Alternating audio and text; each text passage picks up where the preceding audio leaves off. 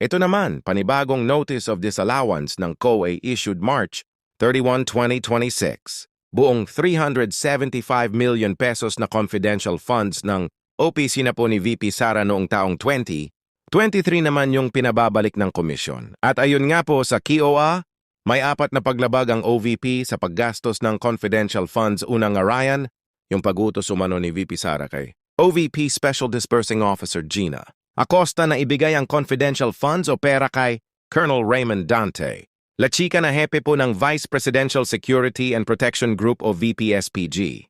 Basi nga ito dun sa naging pagdinig noon ng House Committee on Good Government at sa ilalim ng Joint Circular Number 2015-01.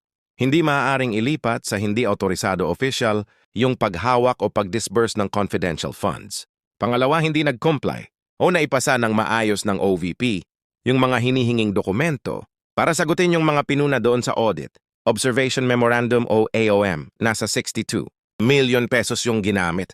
Umano para sa payment of rewards, pero giit ng COA, hindi sapat yung binigay ng mga dokumento ng OVP. Wala daw kasing patunay na naging matagumpay yung information gathering or surveillance activities na may kinilaman doon sa kanilang confidential operations.